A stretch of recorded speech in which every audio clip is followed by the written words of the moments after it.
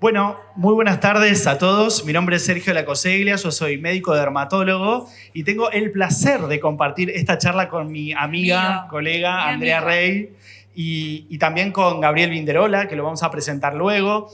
Y bueno, Andy, te pregunto por qué es importante esta charla, por qué estamos acá escuchando esta charla. Creo que estamos acá y lo mismo que pasó hoy a la mañana con otro tema que nos tiene a todos bastante atentos, que era el tema de los exosomas y el tema de los probióticos, desde otro enfoque, también nos tiene bastante atentos porque creo que todos en el último año, 2 años, hemos recibido algún paciente que nos preguntó ¿qué es eso de los probióticos? Escuché a una amiga que los toma, lo vi en alguna tendencia de TikTok, lo leí en algún lugar y no están tan equivocados. No, yo creo que sí, que tenés razón, que estamos en presencia de un cambio en el modelo médico, un cambio en la forma de ver a nuestros pacientes. Es muy importante entender de que hoy no sirve solo mirar la piel o mirar el problema, sino entender, por ejemplo, el terreno sobre el cual asientan las diferentes patologías. Y el rol de la microbiota es clave, una microbiota que ya dejó de ser simplemente un conjunto de microorganismos intestinales. Nos interesa hoy saber, por ejemplo, la relación entre esa microbiota y el sistema nervioso, el sistema endocrino, el sistema inmunológico. Y vamos a hablar de acné fundamentalmente, porque el acné sigue siendo hoy una de las consultas más frecuentes. Ocupa el 8º puesto en prevalencia a nivel mundial, en frecuencia, ¿sí? Afecta al 90% de los adolescentes. Eso quiere decir que 9 de cada 10 adolescentes va a tener acné en cualquiera de sus etapas. Y también conocemos muy bien los efectos negativos que tiene esta patología en nuestros pacientes, generando síntomas como angustia, ansiedad, depresión, ausentismo escolar, laboral, sin dejar afuera, por ejemplo, algo que está pasando hace muchos años que tiene que ver con las redes sociales, con los filtros. Estamos todos los días en el consultorio.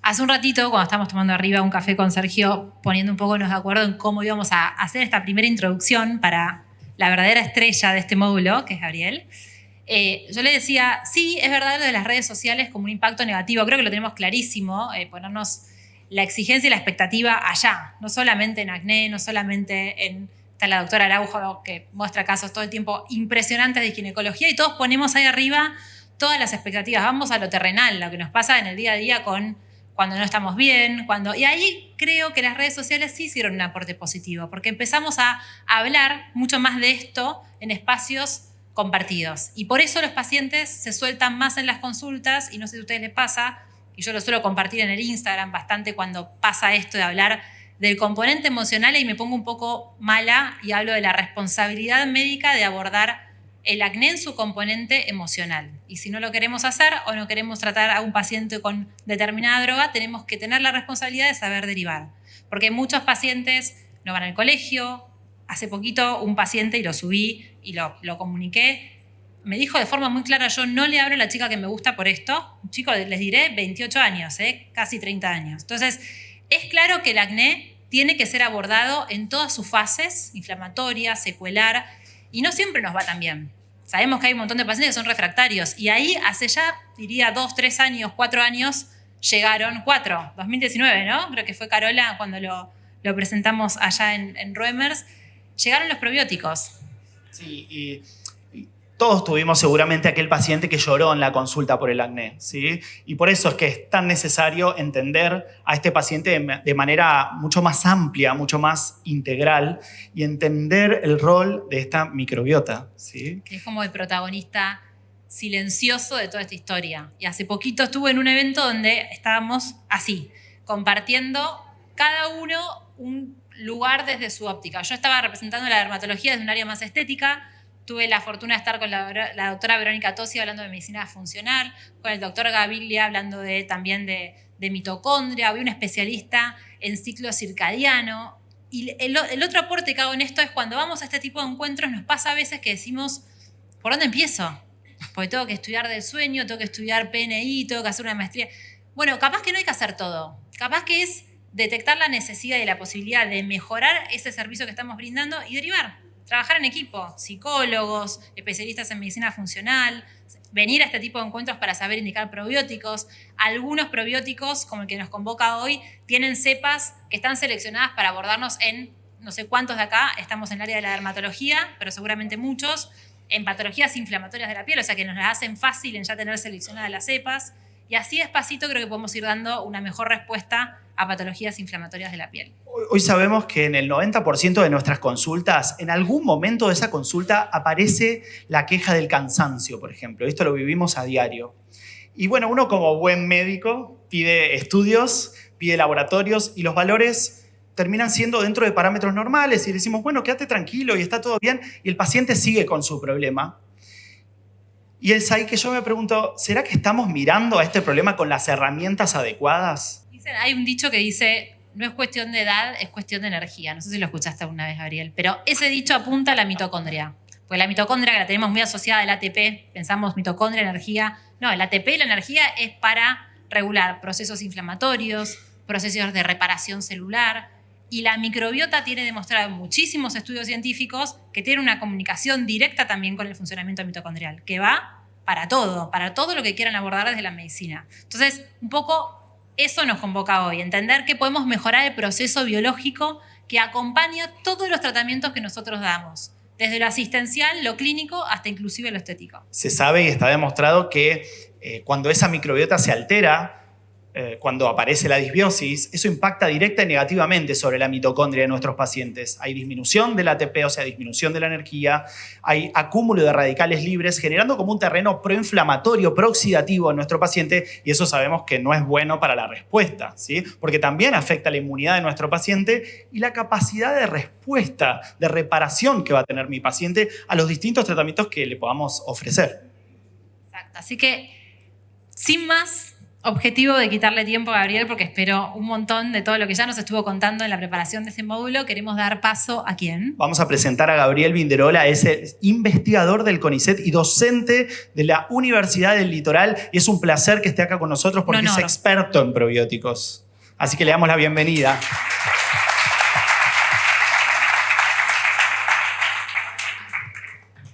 Bueno, buenas tardes. Muchas gracias por la invitación. Es un gusto. Es la primera vez que me toca hablar en un congreso. Hablé hasta con psiquiatras. Nunca pensé que iba a hablar con gente de medicina estética, pero como todo aparentemente empieza en el intestino y de ahí irradia, no iba a tardar a que esto llegue a la cuestión más de la piel. ¿Tenés el pasador? Perfecto. Bien. Esta vera no es mía. Vamos a las mías. Bien. Estos son mis conflictos de interés. Yo hago tareas de vinculación tecnológica ya desde hace mucho tiempo. Andrea recién decía que hace 2 años que la gente empezó a escuchar de probióticos. Yo hace 30 años que trabajo. Empecé muy de chiquito, no mentira, tengo 51. Pero ya en el año 95 había probióticos en Argentina, pero costó bastante tiempo y yo creo que el gran empuje se le dio toda esta revolución de los microorganismos, de las microbiotas, de saber que los microorganismos nos acompañan durante toda nuestra vida, que durante casi 300.000 años de evolución, el Homo sapiens evolucionó en presencia de microorganismos que moldearon nuestro metabolismo y nuestra fisiología con unas pautas muy diferentes a hoy. El cazador-recolector recorría mucho tiempo y mucha distancia para conseguir pocas calorías. Hoy nosotros recorremos muy poca distancia, la distancia que hay entre la heladera y el escritorio, para conseguir muchas calorías. Consumían casi 150 gramos de fibra por día. Nosotros con suerte estamos consumiendo 10 o 20. No se polimedicaban, comían antes que caiga el sol, después buscaban protección y decían, bueno, pero esas personas vivían 30 años. Sí, probablemente morían por conflictos sociales, por algún animal grande o por infecciones. Pero si esas personas llegaban a viejos, no tenían enfermedades crónicas y llegaban con una microbiota. Hoy en día uno puede estudiar todavía los cazadores Hadza en África y tienen una microbiota muy diversa, muy abundante, lleno de anaerobios estrictos, productores de butirato, y nosotros los hemos ido perdiendo. Entonces uno puede pensar, si hemos perdido microorganismos, ¿por qué alguna respuesta, alguna herramienta no los podríamos encontrar en los microorganismos? Y es un poco a donde acá entra ese concepto de probióticos. Pero vamos a hablar un poquitito más, antes de entrar de esta cuestión de la microbiota. El intestino, otra vez, evolutivamente, es un lugar muy interesante porque es la confluencia de 2 mundos. Un mundo microbiano, la mayor cantidad y diversidad de microorganismos los tengo en el intestino, y un mundo de células inmunológicas. Más del 70% de nuestras células inmunológicas están en el intestino, separadas por una única capa de células epiteliales.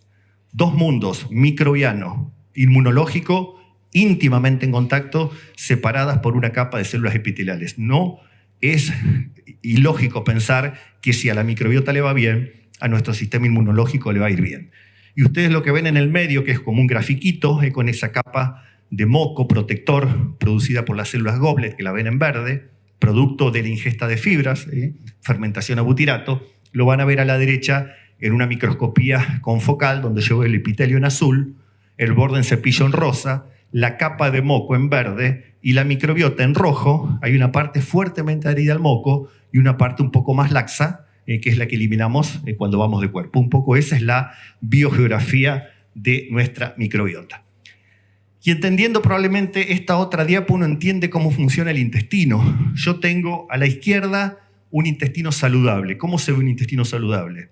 Veo el epitelio, las células una al lado de la otra, los enterocitos, que tienen como el borde en cepillo, bien unidos por las proteínas de unión firme, y el 70% del combustible que necesitan los enterocitos para renovarse viene del ácido butírico, de las fibras. Nosotros, más o menos, si la cosa anda bien, todas las semanas renovamos nuestro intestino. Tenemos, porque es lo que viven esas células. Tengo una microbiota diversa y abundante, asentada en una capa de moco gruesa. Eso es un intestino funcionando bien, absorbiendo por el borde en cepillo los nutrientes que necesitamos. Ahora, cuando uno lo vemos a la derecha, vemos un intestino con una microbiota menos diversa, menos abundante, una capa de moco más fina. Vemos que los enterocitos no están tan pegados uno al lado del otro, se han relajado la interacción entre ellos, ocludina, sonulina, claudina, esas proteínas de unión firme se han ido desprendiendo. ¿Y qué es lo que pasa? El componente más externo de muchos microorganismos que están ahí como grupo, como filo, son las proteobacterias, Escherichia coli, Klebsiella, Pseudomonas, Fusobacterium. Repasando un poquitito de microbiología, tienen en su capa más externa lo que se llama el LPS, el lipopolisacárido, o endotoxina. Esos componentes pueden ingresar de forma paracelular, entrar en el torrente sanguíneo y dar la famosa inflamación crónica de bajo grado, que no es la hinchazón ni la distensión, es algo que no nos damos cuenta hasta que nos damos cuenta. Todas las enfermedades crónicas tienen en común esa inflamación crónica de bajo grado, y eso podríamos decir que es un intestino hiperpermeable, que no tiene una permeabilidad selectiva, que es una entidad que me parece que está un poco como vapuleada, porque es un concepto, pero todavía no tenemos una forma de medir el intestino permeable como uno mide el colesterol y te digo, tenés hipercolesterolemia. No tenemos un valor de corte de LPS en sangre, no tenemos un valor de corte de sonulina en sangre. Entonces, esta cuestión del intestino hiperpermeable para mí es algo que estamos muy lejos de poder diagnosticarlo, pero igual sabemos que pasa. Es una entidad que pasa en las enfermedades crónicas. Cuando yo comparo la microbiota y el metabolismo de personas que tienen cualquier enfermedad crónica, incluso acné, con las que no lo tienen, yo lo que veo es que tienen una microbiota menos diversa, tienen mayor cantidad circulante de LPS, de claudina, sonulina, pero no tenemos un valor de corte. Yo repito el estudio en otro lugar del mundo y me va a dar diferente. Lo que sí yo sé que existen estas diferencias. Y esa inflamación que se origina en el intestino no queda en el intestino. Esa inflamación, esos componentes inflamatorios, entran al torrente sanguíneo, pueden llegar al cerebro, dar neuroinflamación, pero pueden llegar a la piel y manifestarse o acentuar patologías crónicas de la piel que no se las voy a explicar ahora a ustedes, todos la conocen. Y cuando hablamos de microbiota hablamos de que es sana cuando está diversa. ¿Y cómo yo entiendo la diversidad de la microbiota? Supónganse que yo podría secuenciar, que lo puedo hacer, todos los microorganismos que los tengo y los voy a poner uno al lado del otro según su proximidad genética.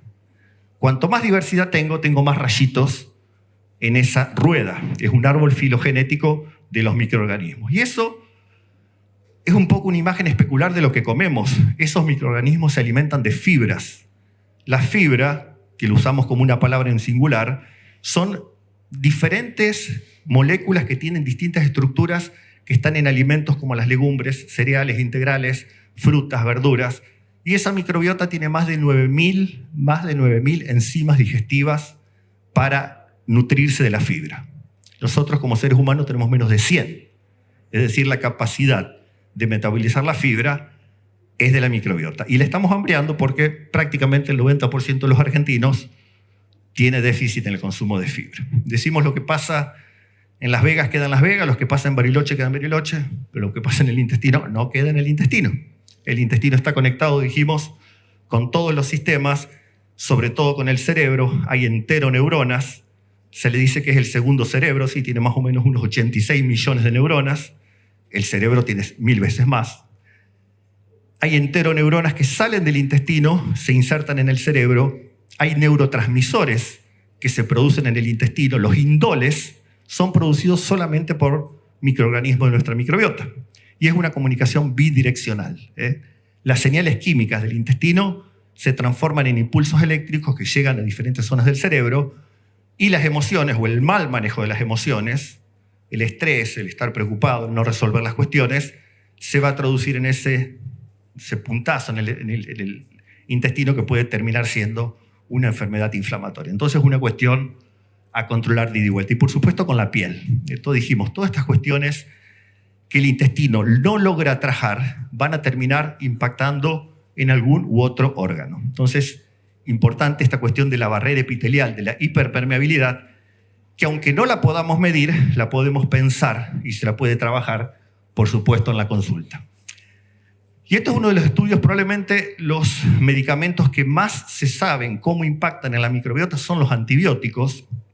Y este es un estudio un poco viejito, pero es realmente de libro, porque nos muestra qué pasa con la microbiota después del tratamiento con un antibiótico. Uno dice, después la recupero la microbiota. Sí, no te vas a quedar sin microbiota. Hay que ver qué calidad de microbiota te queda. Entonces acá en este trabajo ustedes ven una lista de microorganismos, no importa tanto el nombre, ven 4 columnas. La primera es antes del tratamiento con antibióticos, la segunda es después del tratamiento con antibióticos, tercera y cuarta son a los 42 y a los 180 días.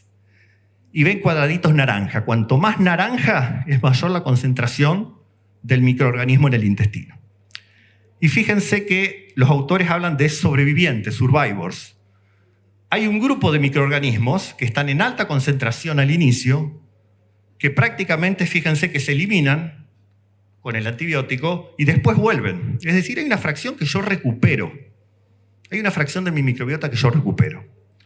Hay otra fracción que se llaman los oportunistas, que están en baja concentración. Yo en el intestino tengo Escherichia coli, tengo Klebsiella, tengo Fusobacterium, pero están en baja cantidad. Es el grupo de las proteobacterias.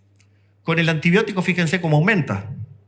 Diarrea asociada por antibióticos. Es el aumento temporal de ese grupo microbiano y después los controlo. Hay un grupo que se llama los nuevos colonizadores. Están los clostridios.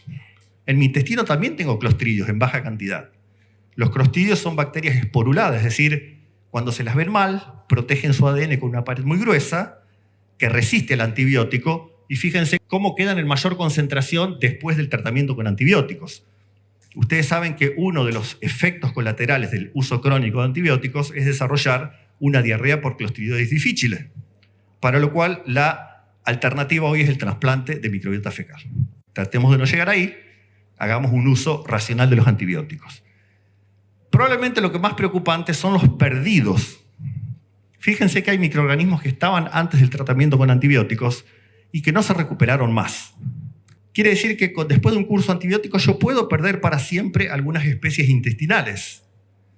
Y por supuesto en el intestino hay algo que se llama redundancia metabólica. ¿Qué quiere decir? Que cuando no tengo un microorganismo, puedo tener otro que cumple esa función, porque las rutas metabólicas se comparten. Pero atención, si yo le doy al microorganismo, en algún momento se me va a empezar a terminar o a reducir ese elenco, a reducir esa diversidad. Hoy se sabe que el uso crónico de antibióticos también está asociado a prácticamente todas las enfermedades crónicas o a empeorarlas, porque estamos barriendo de a poquito a los microorganismos. Cambios en el estilo de vida, ya lo hablamos, es algo que cada vez más cuando se habla de estas cuestiones de funcional, integrativa, holística, es lo que más se hace hincapié, y es así, todas las pautas que hemos cambiado, esto nos han llevado a estas cuestiones crónicas que uno dice, bueno, en parte se deben seguramente a que estamos perdiendo estos microorganismos. Por lo tanto, si los problemas de salud gastrointestinal tienen una componente microbiana, ¿por qué no pensar que la solución podría tener en parte una componente microbiana? No quiere decir que los probióticos vinieron a salvar el mundo, pero tienen una gran evidencia porque yo estoy ingresando al tracto digestivo microorganismos que tal vez en algún momento los he como perdido. Hace 20 años, un poquito más, que se estableció la definición de probióticos. En el 2011 entró en el Código Alimentario Argentino. Sin embargo, la gran dificultad es saber qué son y dónde están. Dos preguntas que a esta altura deberían estar bastante respondidas. Entonces, si uno agarra Instagram, una fuente de inspiración enorme, van a encontrar la definición de probiótico que quieran. Son microorganismos que viven en el colon. Listo, entonces cerramos y nos vamos, no hay que tomar nada, ya los tenemos. Este dice que son microorganismos que ayudan a restaurar la flora intestinal. Es probablemente lo que más se dice y lo que menos evidencia tiene. Tendríamos que dejar de decir por 30 años que los probióticos restauran a la microbiota intestinal. Vamos a ver qué hacen en el caso con tratamiento con antibióticos. Pero digo, bueno, vamos a preguntarle a ChatGPT. Tiene todas las respuestas. Está recontraalimentado, es rápido, no debería equivocarse. ¿Qué dice ChatGPT que son los probióticos? Dice que son microorganismos vivos que cuando se consumen en cantidades adecuadas aportan beneficios para la salud del huésped. Bastante bien, le pegan el palo a la definición. Bastante bien. Derrapa cuando dice dónde están. Dice, se encuentran de forma natural en diversos alimentos fermentados. Este es el segundo error. Yo soy un recontra fan de los alimentos fermentados, pero los fermentados es una cosa, los probióticos son otra cosa. Los fermentados, muchos, kefir, kombucha, tienen una comunidad de microorganismos que yo desconozco. Y si traemos 10 kefir, van a tener 10 comunidades diferentes. Y si yo hago el kefir en casa, va a ir cambiando la composición. El probiótico yo sé exactamente quién es. Se produce de forma industrial, de forma controlada. Y si yo lo usé hace 10 años, el que voy a comprar ahora es exactamente el mismo. Esa cuestión de reproducibilidad no la tienen los alimentos fermentados. Entonces, otra vez, las redes sociales hacen un ruido enorme con esta cuestión de los fermentados y de los probióticos.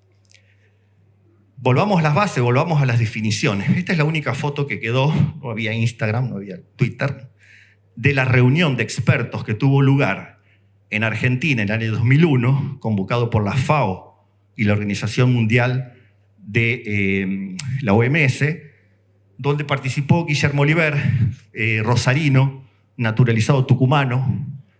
¿Hay tucumanos en la sala? Los tucumanos, yo hice el postdoc en Tucumán, los tucumanos son tucumanos, después está la Argentina. Creador de la leche San Corvío en el Cerela, un centro de referencia que produjo los 2 únicos probióticos nacionales, se produjeron ahí. Era realmente un comité de expertos. Catherine Stanton, que está en el APC Microbiome. Catherine Stanton está igual, yo la vi el año pasado. Pedirle el consejo.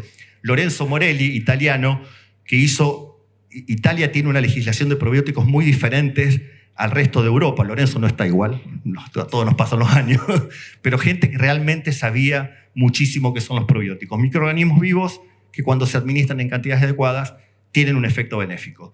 No le pido que me colonicen, no le pido que sobrevivan al estómago. Yo lo que le pido es que si te los doy, pueda medir un efecto benéfico. Sencillamente como eso. Y eso se ve en un estudio clínico de eficacia. ¿Dónde los voy a encontrar? Hay como 2 grupos. Suplementos alimenticios, son de venta libre. No necesito una receta, pero si un profesional de la salud que entiende me acompaña, los voy a utilizar mejor. Yo los puedo ir a comprar libremente en una farmacia. Pero si alguien me da un poco de orientación, los voy a poder utilizar menor. Suplementos vienen en polvo, vienen en cápsulas, vienen en líquido. El formato tecnológico depende de las condiciones en que se fue desarrollado.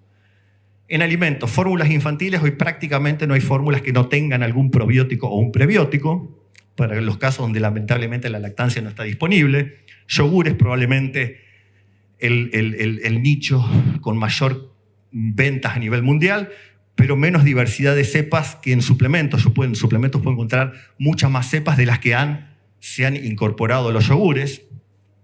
Quesos, este fue parte de mi trabajo de tesis en el año 99, con una industria local en Santa Fe. Desarrollamos lo que fue el primer probiótico en alimentos.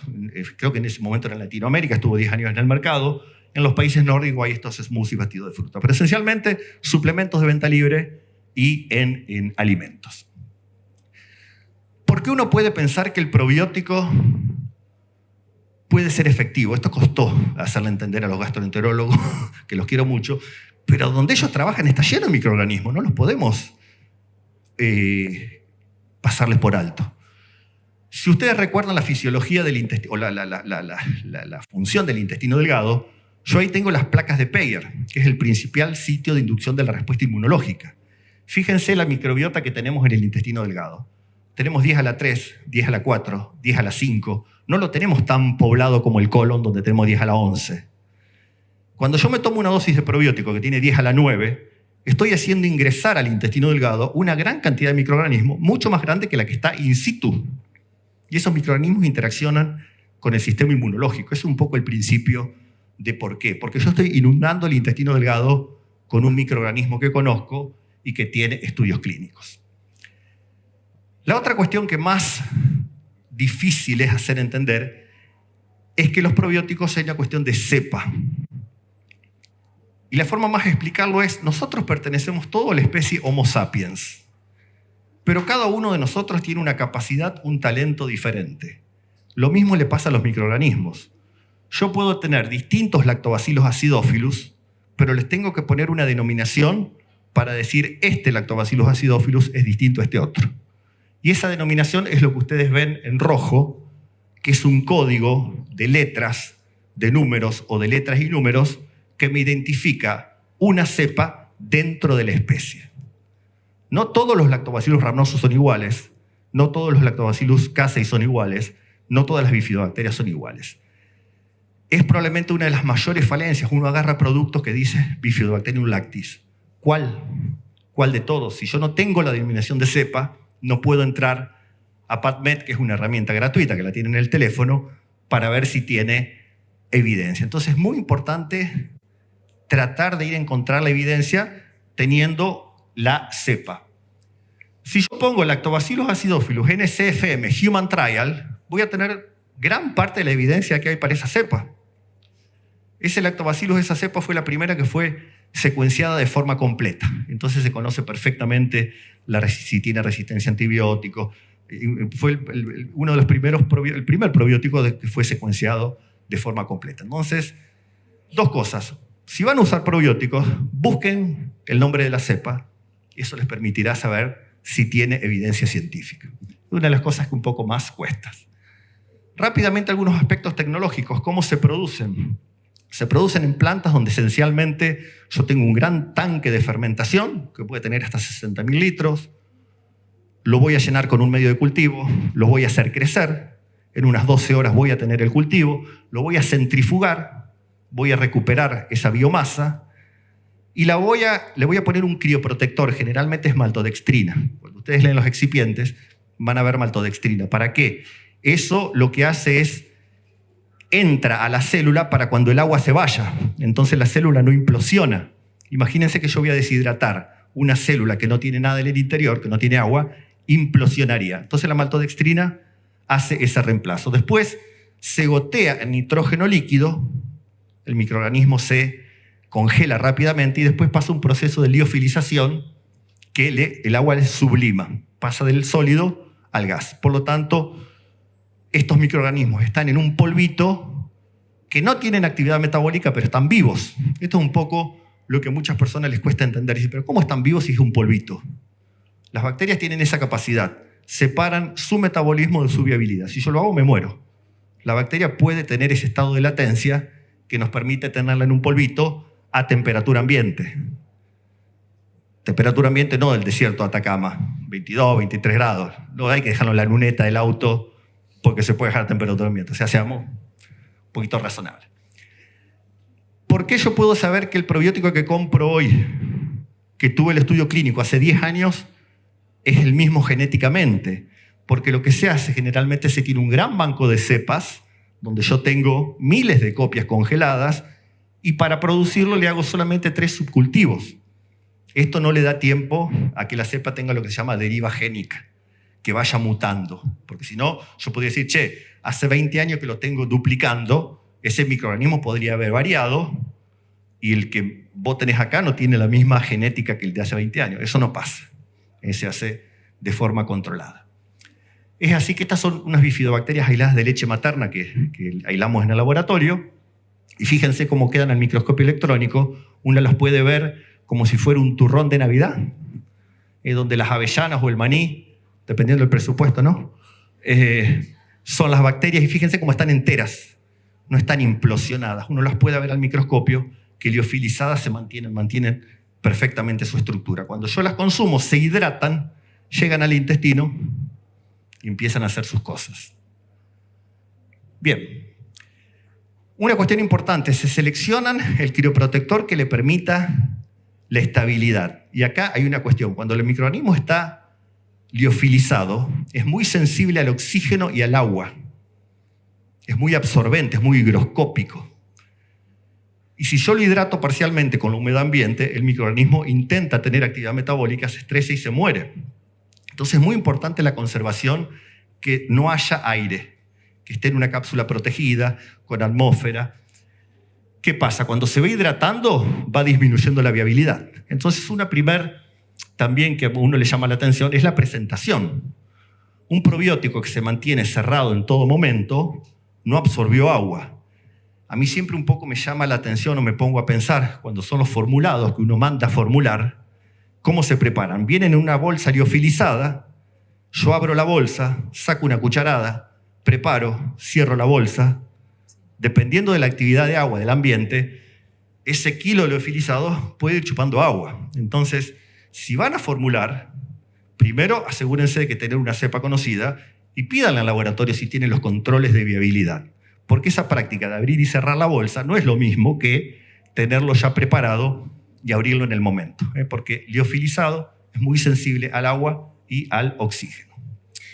Bien, estas dos cepas que nos convocan, no podría yo contarles toda la evidencia que tienen, porque una tiene 39 estudios clínicos, la otra más de 80.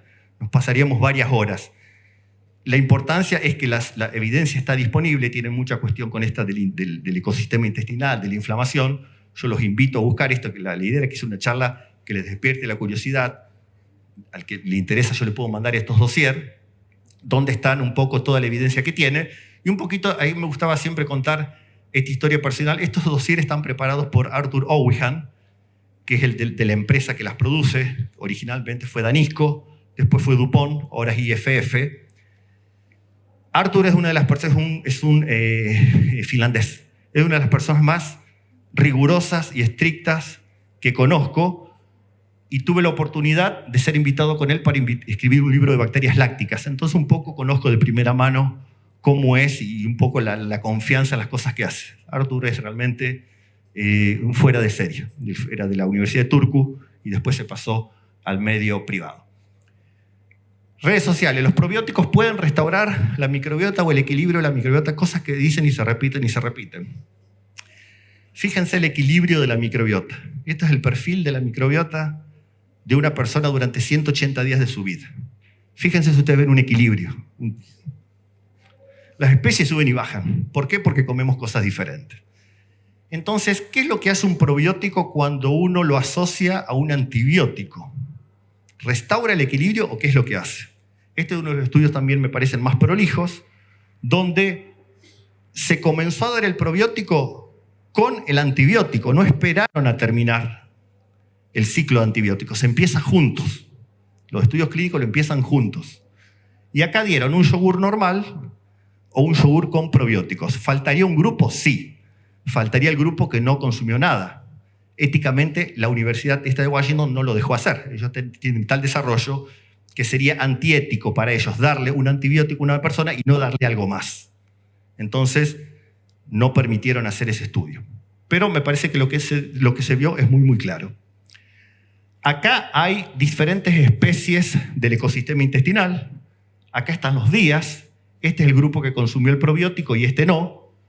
Y las manchitas en amarillo es la concentración del microorganismo en un determinado momento del tiempo del curso de antibióticos. Sin ser especialista en estadística, ¿dónde ustedes ven más manchitas amarillas o naranjas? ¿A la derecha o a la izquierda? A la derecha.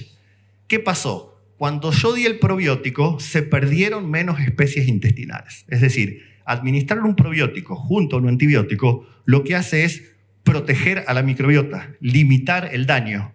Es muy distinto a decir restaurar el equilibrio. Restaurar el equilibrio no hay ninguna información. Primero porque no está en equilibrio. La microbiota no tiene ningún equilibrio. Algunos otros mitos. Me parece que me estoy pasando de tiempo, ¿no? ¿No? Bueno, ¿tienen tiempo? ¿Tienen otra cosa que hacer? Tiempo. Es necesario descansar muchas veces. En cólicos infantiles está claro que yo los doy 3 semanas. En el tratamiento con antibióticos, lo que dura el antibiótico más 1 o 2 semanas.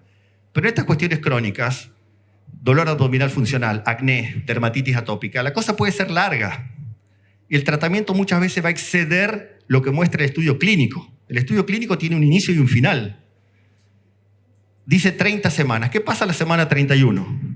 ¿Lo dejo de dar porque lo dice el estudio clínico? No, no hay ninguna evidencia para decir que yo voy a hacer un daño si continúo dando el probiótico. No es necesario descansar si ustedes ven que la persona está teniendo la respuesta que ustedes buscan. Ahora, si después de 4 o 5 semanas no pasa nada, ahí hay que dejar descansar el bolsillo, realmente. No se deben administrar en los embarazos, lactancia y niños. Esto es una recomendación que muchas veces traen porque son suplementos de venta libre y por una cuestión reglamentaria. Aquí es un caso donde la ciencia y la regulación no van de la mano. Son absolutamente seguros, por supuesto, de forma cepa dependiente. No lo podemos generalizar porque hay probióticos que también se venden en la dietética y yo no sé si tienen todos los papelitos en orden como un probiótico que puede hacer. Por eso está la diferencia de precios también. Hay un precio detrás de todo esto que es entendible, pero hay cuestiones de control de calidad que se tienen que hacer. Creo que esta es una de las últimas. Ilusión de confianza. Más cepas es mejor que menos cepas. Un probiótico con 5 cepas es mejor que uno con 2. Más UFC es mejor que uno con menos UFC. Ustedes ven a veces que tienen 30 billones, 20 billones, 50 billones. Esto es ilusión de confianza, una figura psicológica. Tendemos a creer que más es mejor. Distintos probióticos utilizados para la misma condición. Y acá está la concentración. Fíjense que si fuera cierto que cuanto mayor concentración son más efectivos, yo tendría que ver una curva descendente.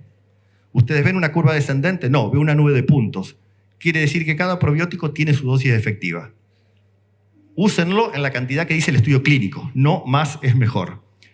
Y cuando se comparan los que tienen 1 o 2 cepas versus aquellos multicepas, lo que concluyen los autores, que acá también está, no es Arthur Awihon, pero hay uno de Arthur, que dice que los productos que tienen 1 o 2 cepas generalmente han tenido mucho más estudios que esos que son esos mix de 8, 9, 10. Entonces, no lo busquen por cantidad de cepa, búsquenlo por evidencia científica. En síntesis, la microbiota puede sufrir cambios en la composición, siendo los probióticos una alternativa, no son las soluciones, una alternativa más que ustedes pueden sumar al abordaje. Y recuérdense, de dentro para afuera, la inflamación originada en el intestino se puede manifestar en la piel. Las cepas L-Acidophilus NCFM y Bifidobacterium lactis HN019 se producen de forma industrial controlada. Lo que se estudió en ese estudio clínico hace 10 años es válido hoy, porque el proceso no cambió. Reproducible de lote a lote, sin deriva genética, y sobreviven en formato liofilizado. Temperatura ambiente, no la luneta del auto.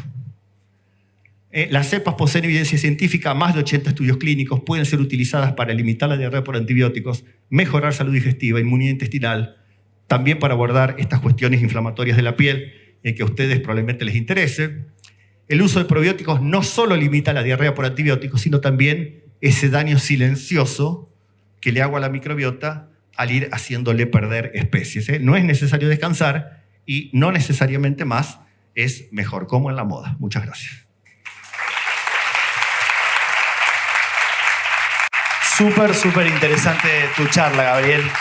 Muchas gracias. Viene un momento muy importante, no se vayan, porque es que lo podemos aprovechar a él como médicos para preguntarle un montón de cosas. Yo por lo pronto, mientras te escuchaba, tuve un montón de preguntas y supongo que a todos les habrá pasado lo mismo. Ya vamos con las preguntas, pero quiero arrancar yo, permiso. Gabriel, yo quiero saber si todos somos candidatos a tomar probióticos y también quiero saber si antes de indicar el probiótico yo tengo que hablar con mi paciente y decirle necesito que hagas una dieta especial, no comas esto, o le tengo que dar glutamina, ¿cuánto tiempo? ¿1 mes, 2 meses? ¿Tengo que preparar ese intestino para que reciba probióticos? A ver, respecto a si todos podemos consumir probióticos, sí, en medida que tengamos una necesidad.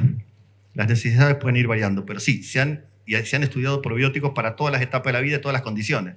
Incluso personas que tienen que hacer un tratamiento por radioterapia. Si hay que preparar el intestino, te voy a hablar un poquito de lo que dice la evidencia y otro lo que podría decir el sentido común y el estado del arte. Hay probióticos para bebés prematuros con bajo peso para evitar la enterocolitis necrotizante.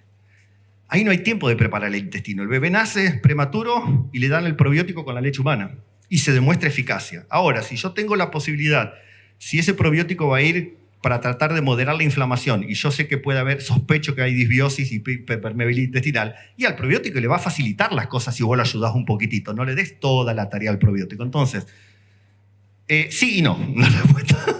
Si lo podés hacer bárbaro, pero acuérdense que los bebés prematuros bajo peso no hay tiempo para hacerlo, se les da el probiótico y salva vidas. Entonces, puede funcionar ¿Qué pasa con incluso la dieta? así. ¿Cómo? Porque hablaste bastante de la dieta, Sí. de las fibras, pero ¿qué pasa con todos esos no que ponemos, por ejemplo, no hidratos, no azúcares, no lácteos? ¿Juega, no juega? ¿Qué sí, qué no? No edulcorante. Que nos cuentes el top 5 de los malos de la película. Los malos. Quiero saber. Para mí el peor malo de la película es la falta de consumo de fibras. Okay. Yo creo que una persona que tenga recontra bien el consumo de fibras se puede dar algunos derrapes, pero sabemos que no es la cuestión. Y cuando falta fibra, falta el insumo para la microbiota. Entonces, si yo lo que le voy a dar es exceso de azúcares, de sal, de colorantes, qué sé yo, y le está faltando la fibra. Entonces, por ahí, sí, todas estas cuestiones, no soy nutricionista, pero bueno, escucho mucho a los nutricionistas, y vengo de un instituto de lácteos, entonces me gusta el tema de los lácteos. Y cuando uno dice lácteos, es una palabra tan amplia. El yogur es un lácteo y la manteca es un lácteo. No es lo mismo decir... Y cuando hay un estudio interesante, un metaanálisis de lácteos y acné, justamente, donde muestra que hay una asociación positiva.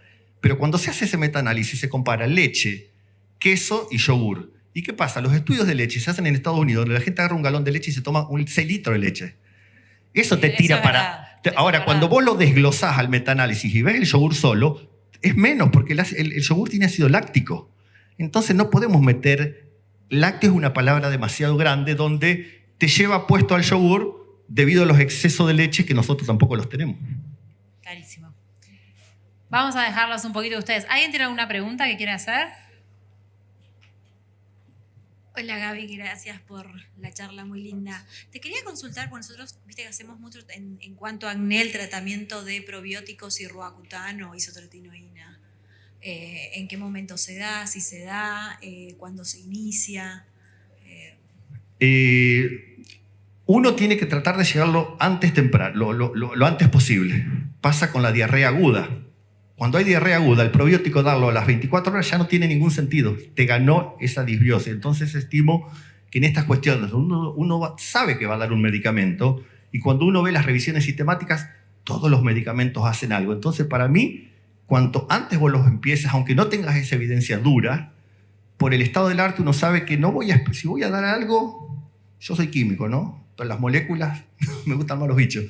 Yo empezaría lo antes posible, porque sabemos que todos los medicamentos son xenobióticos para la microbiota, no los reconocen, les intervienen sus rutas metabólicas. Entonces para mí, donde vos tenés fuerte evidencia, antibióticos empiezo justo. Donde no tengo tanta evidencia, me agarro de lo que hay. Entonces yo también lo empezaría lo antes posible. Perfecto, gracias. Gaby, acá tenemos otra pregunta. Sí, mi pregunta era con respecto, al sobrecrecimiento bacteriano. ¿Tiene alguna relación? ¿Uno puede, si tiene ese tipo de condición, puede llegar a tomarlo indefinidamente, los probióticos? Interesantísima, ¿no? Yo lo iba a traer a la diapo, pero el año pasado o el anterior salió un estudio del grupo de Mark Pimentel, que para mí son los que más saben de SIBO, donde mostraba qué le pasa a la microbiota del intestino delgado cuando hay SIBO. Cuando las personas iban teniendo un aumento, vieron que se diagnostica por el test de aire expirado, pero también por cultivo del aspirado duodenal. Entonces, personas que tenían 10 a la 3, 10 a la 4, 10 a la 5, cuando se pasa el límite de 10 a la 5, es una forma de diagnosticar SIBO por cultivo que no se hace porque es complicado. ¿Qué se veía? Que la microbiota iba disminuyendo la diversidad. Iban aumentando 2 géneros en particular, Escherichia y Klebsiella. Entonces, en el SIBO, microbiológicamente, es una reducción de la diversidad y un aumento de estas proteobacterias. Hay un metaanálisis donde usa probióticos porque ¿qué es lo que yo necesito hacer? Yo necesito barrer a esos microorganismos para que se vuelva a establecer el ecosistema. Entonces, no tiene bastante sentido decir, en vez de barrerlo con un antibiótico, lo voy a barrer físicamente con un probiótico Incluso hay un estudio con yogur. El yogur tiene ácido láctico y estas bacterias son sensibles al ácido láctico. Entonces, yo creo que va a ser una herramienta. Hoy el estándar de oro sé que es la rifaximina. Probablemente con el tiempo uno pueda... Voy a tomar un tiempo y voy a dar un probiótico a ver si no lo logro corregir este ecosistema. Yo soy muy confiado. Por ahí, como siempre digo, como terapias posibles ante la falta de respuesta con el gold standard. Sí, o sea, me parece. Yo no soy gastroenterólogo, pero me encanta meterme en todos los temas. Si probaste 3 veces con el antibiótico y volvió, dale una posibilidad al probiótico, si no le va a hacer mal. Entonces, si es una cosa recurrente... ¿Qué tal? Una pregunta muy cortita. La mayoría de las presentaciones comerciales de probióticos vienen asociados a vitaminas, B6, sobre todo del grupo B. Sí. ¿Estás de acuerdo Sí. o consideras que solos también pueden ser utilizados? Solos, generalmente el estudio clínico se hace solo, pero después cuando uno lo formula le agrega cosas que por separado también sabe que funcionan. Para mí sí, totalmente. Okay. Sí. ¿Qué tal? Buenas tardes, Gabriel. ¿Cómo estás? Buenísima la charla, impecable. Yo soy ginecóloga, así que quiero preguntarte en el área urogenital, en candidiasis recurrente, en disbiosis, ¿qué experiencia tenés? Que hay algunos subtipos de probióticos específicamente para esa área, si es así, no, bueno, pero preguntando un poco esto.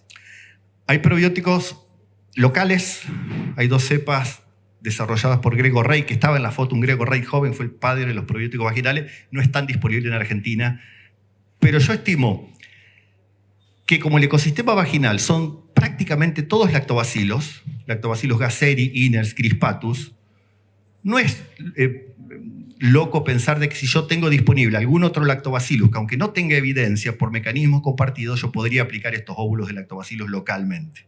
También hay lactobacilos orales, que funcionan, y hay una vieja práctica que yo haciendo un curso de microscopía hace mucho tiempo, una ginecóloga me dijo que aplicaba yogur. Y hay 2 estudios clínicos que aplican yogur. Los yogures tienen lactobacilos, tienen bacteriocinas, tienen ácido láctico.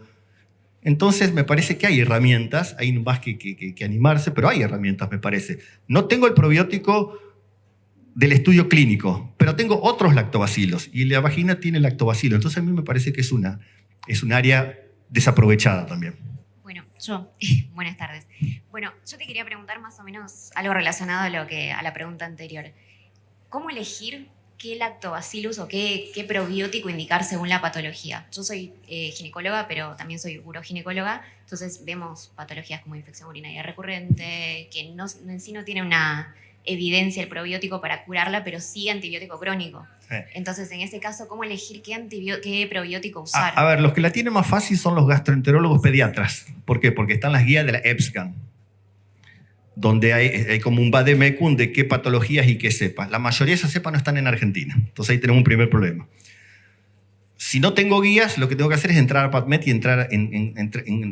intentar encontrar evidencia. Te van a pasar 2 cosas. Que la cepa que indica ese estudio clínico nunca se industrializó. Es una cepa de estudio clínico, no se vende en ningún lugar del mundo. O que no se vende en Argentina, también pasa. Vos te cruzás a Brasil, a Chile, a México, hay muchísimas. Lo tercero que te queda es pensar en mecanismos compartidos. Los lactobacilos comparten mecanismos de acción. Entonces, si yo no tengo la guía, no tengo la del estudio clínico, a ver qué lactobacilo tengo a mano. Es un plan C. Vos sabés que no tenés la gran evidencia, pero también sabés que no vas a hacer un daño. Entonces, yo, si fueras vos, probaría, si no tengo el plan A, la guía, el plan B, el disponible, el plan C, el lactobacilo más próximo que vos tengas. O la bifidobacteria. Gaby, última pregunta. En cuanto a dermatología y pediatría con el tema de pacientes atópicos, niños nacidos por cesáreas y no cesáreas, ¿en ese caso vos instaurás probióticos a los niños o solamente haces tratamiento por su atopía en sí? Yo no administro a nadie porque no atiendo personas. No, pero perdón, recomendás. Te entiendo, una broma. Hay muchísima evidencia en niños. Probablemente es el lugar donde más haya evidencia. Y los estudios están muy bien hechos porque son poblaciones vulnerables. Entonces sí, para dermatitis atópica hay dolor abdominal funcional, constipación. ¿Y hay algún tiempo en específico? Y también depende de la patología. Cólicos infantiles está clarísimo. Tratamiento pero en este caso dermatología, o sea, dermatitis atópica. Ahí empezás. Y el estudio clínico, creo que acá hay una mezcla de cepas que tiene un estudio clínico de 28 semanas. Sí. Podés seguir dándole. Ahí ya el final está menos claro, pero sí, totalmente. Va a depender por ahí de la clínica. Más claro, de la clínica, exacto. Y después uno dice, y acá a las empresas no les gusta mucho cuando yo digo esto, pero yo le voy a decir, vos tuviste 3 meses y anduvo bien. El bolsillo de la persona anda más o menos. Y bueno, se lo das un día por medio. Y después se lo espacea 2 días. Ahí ya empieza la expertise de ustedes. Y si ve que al espaciaste, perdiste el efecto y vas a tener que volver a la... Entonces yo primero lo daría como dice el estudio clínico. Y después el olfato de ustedes. La familia lo puede costear. Vamos a espaciárselo. Y ahí ya más prueba y error. No me gusta esa expresión porque el error no es hacer algo mal, sino que no funciona. Entonces tenés que volver al carril. Esta es la magia del VAS, donde reunimos dermatólogos, ginecólogos, pediatras. Sí, veo de toda la... Y este es un gran tema para hablar de todas... Sí, con respecto al producto de Cepage, al Proviac, que viene la asociación en 2 comprimidos, ¿no? ¿Cómo aconsejan ustedes? Porque uno de los comprimidos tiene los probióticos y el otro tiene zinc y... Cobre, zinc, magnesio, vitamina claro, A. Exacto. ¿Cómo aconsejan ustedes tomarlo? ¿En qué horario, en qué momento del día? ¿Hay alguna recomendación especial? Momento del día no hay nada de evidencia para probióticos. Bien. Es cuando uno... Porque cuando uno abre el estudio clínico ni siquiera te dicen en qué momento lo tomó la persona. Y es probable que 300 personas lo hayan tomado en 300 horarios diferentes del día. A lo largo de estos años yo como oyente también he escuchado muchas cosas. Claro, por Después eso. está la experiencia de ustedes. Exacto, Sí, por ahí eso. totalmente Exacto. válido, sí. La Exacto. falta de evidencia no es falta Yo de... particularmente lo indico juntos. El comprimido blanco contiene las bacterias, el comprimido verde contiene exacto. todo esto que vos nombrás. Yo los indico juntos. Y bueno, eso, básicamente eso. En cualquier momento del día, cuando el paciente le va más cómodo. Un aporte es, si lo van a dar en contexto de tratamientos con isotretinoína, tengan en cuenta que tiene vitamina A, el comprimido de vitamina. Entonces, en ese caso, pueden omitir esa toma y dan el otro comprimido. Ese detalle. Exacto. Son casos puntuales, pero... Bueno, creo que tenemos que darle un inmenso aplauso. Es un honor, Gabriel, gracias. Gracias. Súper interesante.